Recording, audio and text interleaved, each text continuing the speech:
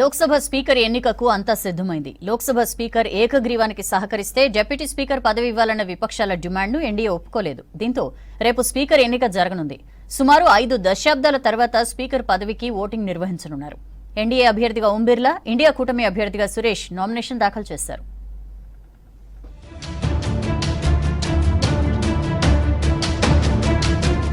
Lok Sabha speaker ఎన్నిక hot గా మారింది. స్పీకర్ పదవికి ఏకాభిప్రాయం కోసం ఎన్డీఏ సర్కార్ చేసిన ప్రయత్నాలు ఫలించలేదు. ఎన్డీఏ తరపున మాజీ స్పీకర్ ఓం బిర్లా, ఇండియా కూటమి నుంచి సురేష్ నామినేషన్ దాఖలు చేశారు. దీంతో 50 ఏళ్లలో తొలిసారి స్పీకర్ పదవికి ఎన్నిక జరగనుంది. రేపటి స్పీకర్ ఎన్నికకు ఏర్పాట్లు చేస్తున్నారు అధికారులు. స్వాతంత్ర్యం వచ్చిన తర్వాత మూడోసారి స్పీకర్ పదవికి ఎన్నిక జరగనుంది.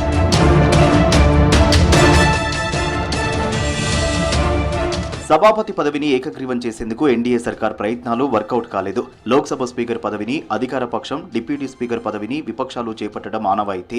గత 5 ఏళ్లు డిప్యూటీ స్పీకర్ లేకుండానే లోక్సభ నడిచింది. 10 ఏళ్లుగా లోక్సభలో ప్రధాన ప్రతిపక్షం లేదు. ఇటీవల జరిగిన ఎన్నికల్లో ప్రతిపక్షాలు ఎక్కువ సీట్లు గెలవడంతో వాటి బలం పెరిగింది. కాంగ్రెస్ రెండో అతిపెద్ద పార్టీగా నిలిచింది. దీంతో తమకు డిప్యూటీ స్పీకర్ పదవి ఇవ్వాలని ఇండియా కూటమి పట్టుబట్టింది. స్పీకర్ పదవి అధికార పక్షం తీసుకుంటే డిప్యూటీ స్పీకర్ పోస్టు తమకు ఇవ్వాల్సిందేనని డిమాండ్ చేశాయి విపక్షాలు.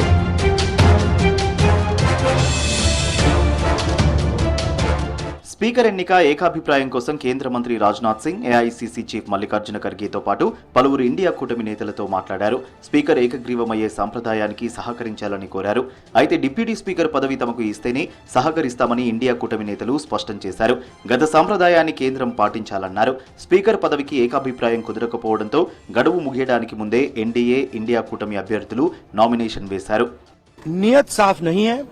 नरेंद्र मोदी जी कोई कंस्ट्रक्टिव कोऑपरेशन नहीं चाहते हैं, क्योंकि कन्वेंशन है कि डिप्यूटी स्पीकर ऑपोजिशन का होना चाहिए। और हमने कहा है, पूरे ऑपोजिशन ने कहा है कि अगर कन्वेंशन फॉलो किया जाएगा तो पूरा समर्थन स्पीकर के इलेक्शन में हम देंगे। तो मेरा कहना है कि नरेंद्र मोदी जी कहते कुछ हैं और करते कुछ हैं। यही इनकी फॉर्मूला है, यही इनकी स्ट्रेटजी है। स्पीकर का चुनाव पहले होते हैं, बाद में डिप्यूटी स्पीकर का होते हैं, तो दोनों को एक साथ मिलाना ये सही नहीं है। हम कंसेंसस करके पहले बनाया जाए, फिर डिप्यूटी स्पीकर का पद को आगे हम जरूर बात करेंगे। ये भी हमारे तरफ से हमने आश्वासन दिया था। खास करके कांग्रेस पार्टी का रवैया बहुत साफ था कि वो कंडीशंस नहीं मानेंगे तो स्पीकर के पद को वो हमारा समर्थन नहीं करेंगे। స్పీకర్ ఎన్నిక నిర్వహణకు ఎలాంటి కాల వ్యవధి లేదు.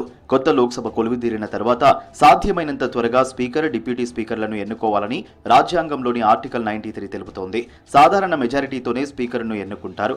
సీక్రెట్ బ్యాలెట్ ద్వారా ఎంపీలు తమ ఓటు హక్కును వినియోగించుకుంటారు. పోలైన మొత్తం ఓట్లలో ఏ అభ్యర్థి సగానికి పైగా ఓట్లు పొందుతారో ఆయనే స్పీకర్గా ఎన్నికవుతారు.